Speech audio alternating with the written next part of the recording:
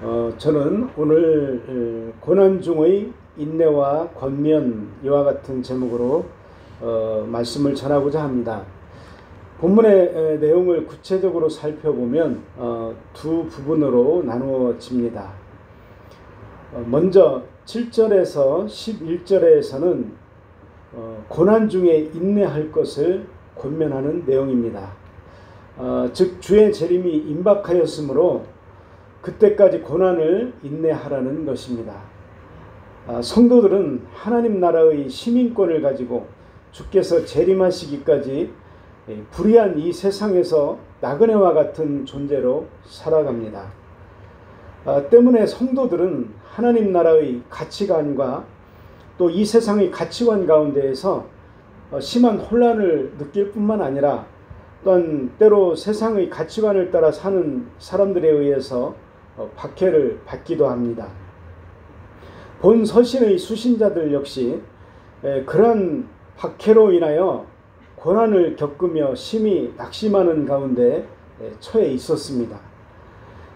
이에 야고보는 본 서신을 마무리하면서 그러한 고난 가운데에서도 신앙을 버리지 말고 주의 재림 때까지 인내할 것을 권면하고 있는 것입니다.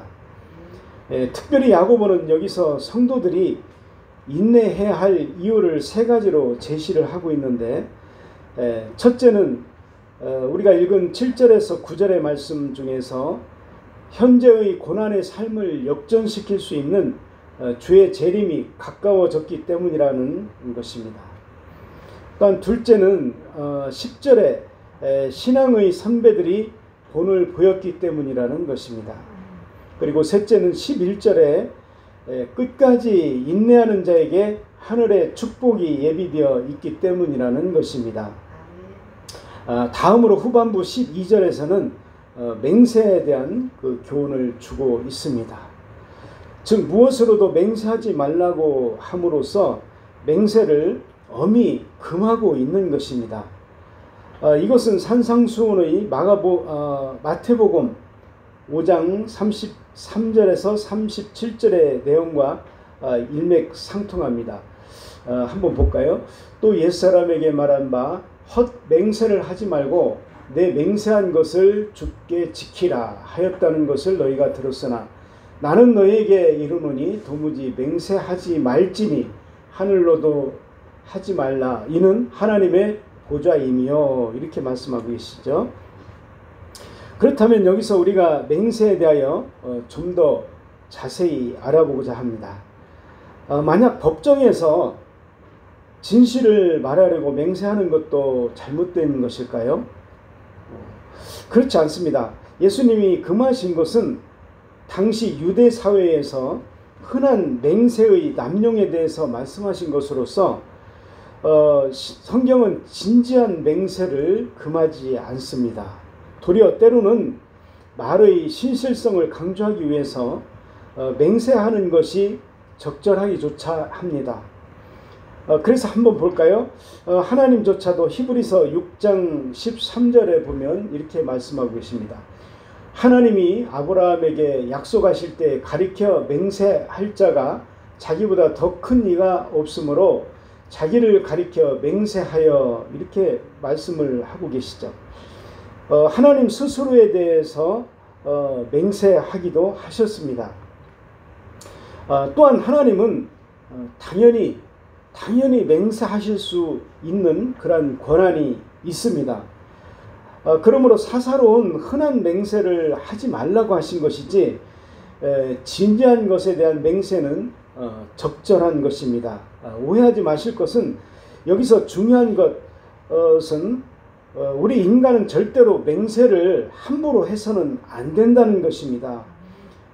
이상의 본문이 오늘 우리에게 주는 구체적인 영적 교훈은 다음과 같습니다. 7절을 보면은 야고보는 지금까지 해왔던 그 부자들에 대한 책망에서 방향을 돌려서 다시 성도들을 향한 권면을 시작하고 있습니다. 그 중에 가장 먼저 형제들아 주의 강림하시기까지 길이 참으라, 이렇게 권면하고 있습니다. 이는 주님께서 다시 이 땅에 오실 때까지 성도의 시련과 고난이 계속될 것임을 암시함과 동시에 이 땅에 사는 성도가 가져야 할 최우선적 자세를 설명하는 것이라 하겠습니다. 성도 여러분, 오해하지 마시길 바랍니다. 신앙은 고난이 없는 무고난 플러스 무고통이라는 그러한 공식은 틀린 것입니다. 오히려 성경은 사도행전 14장 22절에 보면은 우리가 하나님 나라에 들어가려면 많은 환난을 겪어야 할 것이라고 말씀하고 있습니다. 그리고 그와 함께 이 땅에서 믿음으로 인해서 당하는 시련과 고난을 길이 참으라 이렇게 권면하고 있습니다. 신앙이란 이 땅에서 평탄대로로 진입하는 안내 표지판이 아니라 고난과 시련이 있는 세상의 길을 어떻게 가야 하는가를 가르쳐주는 이정표인 것입니다. 다시 말해서 신앙이란 인생의 기준과 삶의 목표를 보이며 어떤 인생을 살아야 하는가를 사람들에게 지시해주는 가장 확실한 그런 등대와 같은 것이라고 하겠습니다. 따라서 야고보는 이처럼 앞으로도 시련과 고난이 계속될 것을 전제하면서 이러한 상황에 있는 신앙의 형제 자매들에게 그 길에서 갖추어야 할 각오와 태도를 권면하고 있는 것입니다. 그리고 그것은 다름 아닌 인내인 것입니다. 신앙에는 반드시 인내가 필요한 것입니다. 야고보는 인내의 필요성을 부각시키기 위해서 먼저 농부의 예를 제시하고 있습니다. 야고보는 고난당하는 성도들에게 농부들에게 가서 인내와 기다림을 배우라고 말씀하고 있는 것입니다. 다시 말하면 농부들이 가을에 있을 귀한 수확을 기대하면서 기다리고 인내하듯이 성도들 역시 주님의 재림과 또한 그때 있을 상급을 바라보고 참고 인내하라는 그러한 것입니다. 따라서 우리는 농부들의 수고와 인내가 가을 수확 때까지 계속되듯이 성도들의 기다림과 인내 역시 주님의 재림 때까지 계속되어야 한다는 사실을 알 수 있습니다. 그렇다면 우리가 그때까지 인내해야 하는 이유가 무엇입니까? 그 이유를 좀 더 구체적으로 생각해 보면 다음과 같습니다. 첫째, 베드로후서 3장 9절을 한번 보면 주의 약속은 어떠한 이들이 더디다고 생각하는 것 같이 더딘 것이 아니라 오직 주께서는 너희를 대하여 오래 참으사 아무도 멸망하지 아니하고 다 회개하기에 이르기를 원하시느니라 이렇게 말씀하고 계시죠. 이와 같이 주님께서 이 땅의 구원을 위해서 지금도 오래 참고 기다리시기 때문에 주님을 따르는 우리들 역시 동일한 그런 마음으로 기다려야 한다는 것입니다. 그리고 이러한 성도들의 기다림은 하늘에 계신 주님의 인내와 상응하는 것이라고 할 수가 있습니다. 따라서 만일 누군가 조급한 마음으로 주님의 재림이 더디다라고 불평한다면 이는 주님의 마음을 헤아리지 못하고 오직 자기 형편만을 생각하는 지극히 이기적이고 편협한 그런 태도라고 하지 않을 수가 없습니다. 둘째로 마가복음 13장 13절을 보면 또 너희가 내 이름으로 말미암아 모든 사람에게 미움을 받을 것이나 끝까지 견디는 자는 구원을 받으리라 이렇게 말씀하고 계십니다. 주님의 재림 때까지 인내하는 자만이 온전한 열매를 얻을 수 있기 때문입니다. 그리고 이것은 앞서 농부를 통해서 쉽게 알 수가 있습니다. 그 농부들이 씨를 뿌리고 이내 열매가 없다고 포기하거나 중간에 낫을 휘두른다면 곡식은커녕 아무것도 얻지 못하게 되는 것처럼 성도들 역시 중간에 인내와 기다림을 포기한다면 그 어떠한 열매와 상급도 기다릴 수가 없는 것입니다. 그러므로 주의 재림이 더디다고 불평할 것이 아니라 오히려 주님과 같은 마음으로 기다리는 넉넉함과 또한 여유를 가지고 인내하는 자만이 예비하신 상급을 얻게 된다는 사실을 기억하면서 받은 사명을 위해서 끝까지 최선을 다하는 여러분들이 되시기를 바랍니다. 네. 네, 8절을 보면은 이렇게 말씀하고 계시죠. 너희도 길이 참고 마음을 굳건하게 하라. 주의 강림이 가까우니라. 이렇게 말씀하고 계시죠. 즉 농부들도 땅에서 나는 열매를 바라며 참고 인내하는데 하물며 하늘의 열매와 상급을 바라는 성도들은 더욱 굳은 마음으로 참고 기다려야 하지 않겠냐는 것입니다. 계속해서 주의 강림이 가까우니라 라고 하였습니다. 곧 그리스도의 재림이 임박해 있다는 것입니다. 이처럼 주님의 재림에 대한 언급은 본문의 말씀뿐만 아니라 7절과 9절에서도 언급되어 있는데 이는 성도들이 고난 중에서도 인내해야 하는 이유를 보여주고 있습니다. 즉 주님의 재림이 가까웠으니 더욱 소망을 품고 인내해야 한다는 것입니다. 네, 그리하여 마지막이 가까울수록 더욱 거세지는 사탄의 그 세력을 이기고 거뜬히 승리하는 저와 여러분들이 되시기를 바랍니다. 9절을 보면 야고보는 다시 오실 주님을 심판자로 묘사하면서 서로 원망하지 말라고 말씀하고 있습니다. 이 말씀은 원망하지 않음으로써 심판자 되신 주님의 심판을 면하라고 말씀하고 있는데 이를 뒤집어서 보면은 원망하지 않음으로써 오히려 상급을 받으라는 그런 말씀으로 해석할 수도 있습니다. 왜냐하면 다시 오실 주님은 각 사람이 행한 대로 공정하게 갚아주시는 그런 분이시기 때문인 것입니다. 이처럼 동일한 상황과 또한 환경에서 어떠한 모습을 보이는가에 따라서 심판과 상급으로 그 결과가 판이하게 달라지는 것입니다.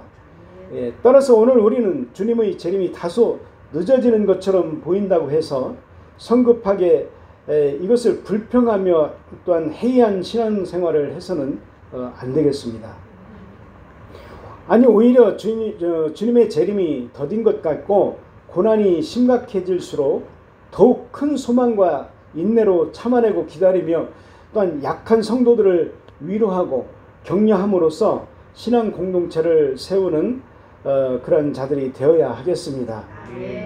그리하여 지금 이 시간도 모든 것을 보고 계실 주님께서 다시 오실 때 그분으로부터 잘했다, 착하고 충성된 종아라는 그런 칭찬과 함께 하늘의 큰 상급을 받는 그런 자들이 되어야 하겠습니다. 10절을 보면 형제들아 주의 이름으로 말하는 선지자들을 고난과 함께 참음의 본으로 삼으라 이렇게 말씀하고 있습니다.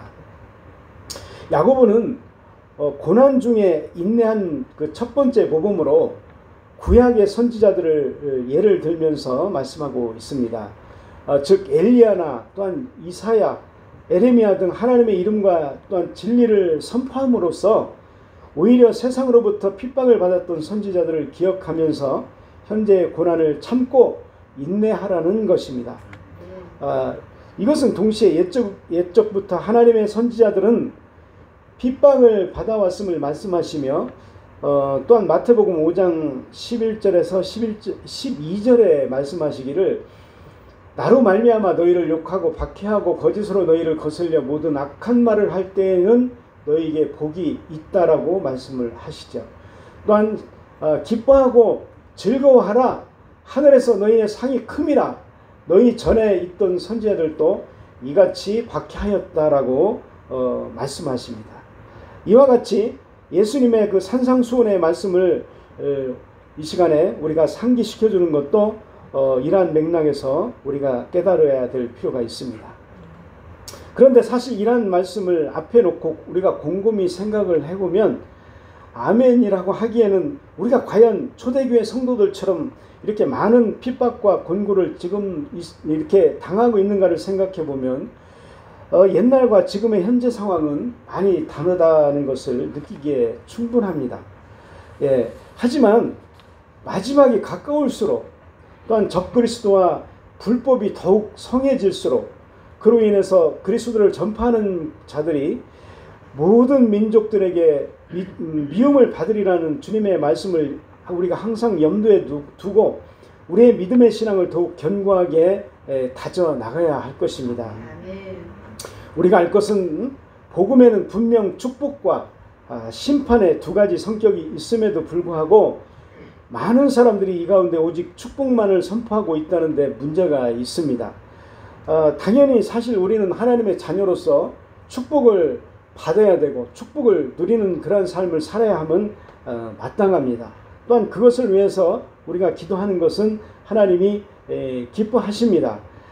그렇지만은 때로는 여기에 더하여 오히려 복음을 그 세상적인 성공과 또한 번영의 도구로 변질시킴으로써 아예 책망과 심판의 말씀은 없는 것처럼 말하는 그러한 경우도 때로는 우리가 보게 됩니다.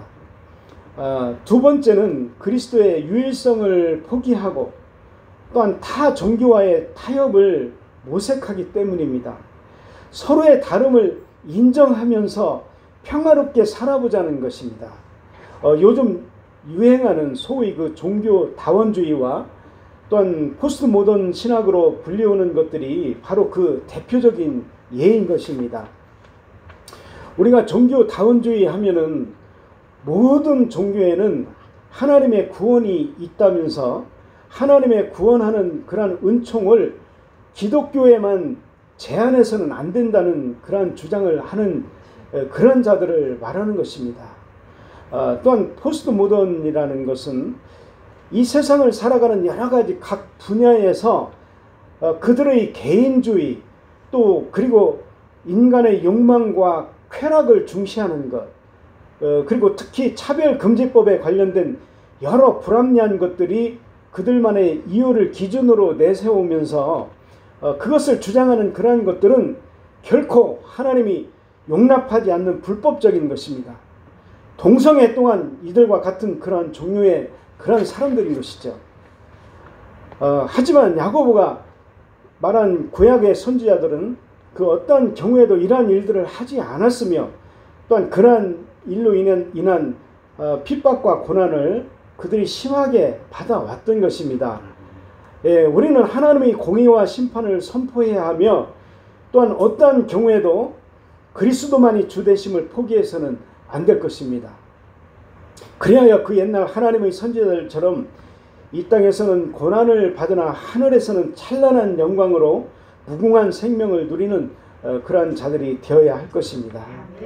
11절을 보면 보라 인내하는 자를 우리가 복되다 하나니 너희가 욥의 인내를 들었고 주께서 주신 결말을 보았거니와 주는 가장 자비하시고 긍휼히 여기시는 이시니라 이렇게 말씀하고 있습니다. 11절의 말씀이 야고보는 고난 중에 인내한 두 번째 모범으로 욥을 들면서 욥의 결말을 말씀하고 있습니다. 즉 욥기서 마지막 부분인 42장 10절에서 17절에 언급한 대로 욥은 그의 인내로 말미암아 처음보다 2배의 축복을 누리게 되지 않았느냐라는 것입니다. 그런데 우리가 여기서 또 하나 주목할 점은 야고보는 이러한 인내와 축복에 대해서 언급하면서 단지 인내했던 욥뿐만을 얘기하는 것이 아니라 결국 그러한 인내와 축복으로 인도하신 하나님께 초점을 맞추고 있다는 사실입니다. 11절에서 야고보는 이러한 하나님을 가리켜서 가장 자비하시고 긍휼히 여기시는 자신이라고 말씀을 하고 있는데 여기서 긍휼히 여긴다는 그런 말은 원어적으로는 불쌍히 여기는 내장으로 가득 차 있다. 그런 의미를 가지고 있습니다. 그야말로 우리 하나님은 중심으로부터 자비와 사랑이 많을 수밖에 없는 분임을 강조하는 말이라고 할 수가 있습니다. 우리의 내장은 우리의 몸 가장 한가운데 가장 중요한 위치에 가득 차 있죠. 하나님이 우리를 긍휼히 여기시는 것은 하나님이 우리를 긍휼히 여기시는 그런 내장으로 가득 차 있다. 그런 의미를 우리가 알게 됩니다. 모세와 엘리야를 보십시오. 그들이 땅에 있을 때에도 그리스도를 위해서 능력받는 것과 또한 고난과 인내의 삶을 살았으며 또 때로는 그들이 목숨까지 위태로운 지경에 이르는 고난을 겪을 때가 있었습니다. 그러한 모세와 엘리야를 하나님께서는 더 없는 영광으로 축복하였음을 분명히 보여주고 있지 않습니까? 이러한 예를 통해서도 우리는 욥과 모세와 엘리야와 같은 그러한 믿음의 선진들이 모두 그렇게 하였듯이 이 땅의 고난과는 비교도 되지 않는 하나님의 축복을 영광스러운 천국에서 영원히 누려야 하겠습니다. 예, 12절을 보면요. 12절은 야고보는 맹세에 관한 말씀을 하고 있습니다. 다시 한번 제가 읽어보겠습니다. 내 형제들아 무엇보다도 맹세하지 말지니 하늘로나 땅으로나 아무 다른 것으로도 맹세하지 말고 오직 너희가 그렇다고 생각하는 것은 그렇다 하고 아니라고 생각하는 것은 아니라 하여 정죄받음을 면하라. 이렇게 말씀을 하고 있습니다. 야고보가 도무지 맹세하지 말라고 한 것은 인간들의 연약성과 또한 죄성으로 인해서 맹세가 지켜지지 못하는 경우가 많고, 그리고 맹세 그 자체가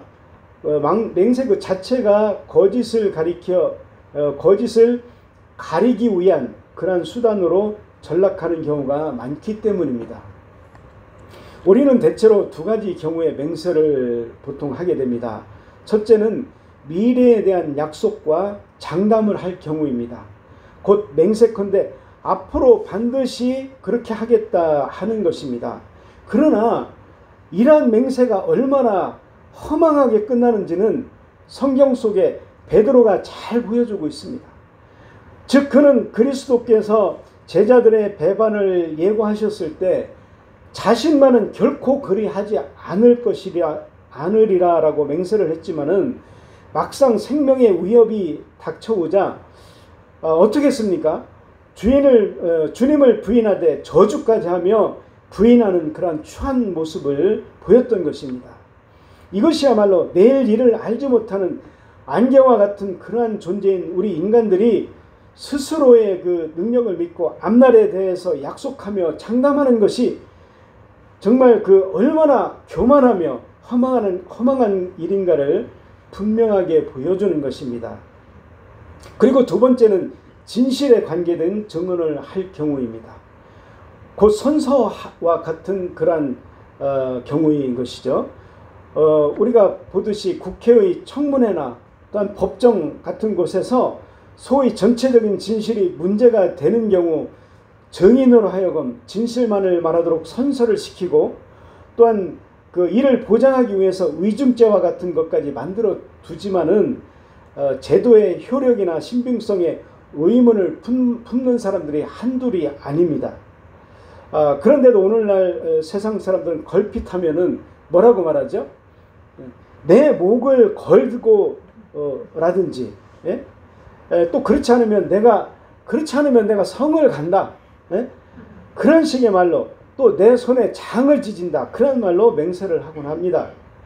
심지어는 하나님의 이름으로 맹세하면서도 거짓을 말하고 또한 약속을 지키지 않음으로써 본인의 명예는 물론 하나님의 영광까지 가리는 그러한 경우가 적지 않은 것입니다. 따라서 우리는 주님과 야고보의 말씀처럼 자신의 능력을 믿고 무분별하게 맹세하지 말고 오직 겸손한 마음으로 지킬 수 있는 것과 또한 지킬 수 없는 것을 솔직히 말하는 그런 습관을 가져야 하겠습니다. 네, 오늘 구약의 선지자와 욥의 모범을 보면서 우리는 성경의 말씀대로 주님이 재림하시는 그날까지 하늘의 신령한 열매를 바라보며 씨를 뿌리는 농부와 같이 상황이 어려운 고난과 또한 인내 속에서도 더욱 굳은 마음으로 열매를 거두는 우리 모두가 되기를 바라고, 잠시 이 땅에서 환난을 받더라도 영원한 천국에서 이와 비교할 수 없는 영광을 누리는 그러한 복된 자들이 되시기를 예수님의 이름으로 축원합니다. 예, 기도하시겠습니다.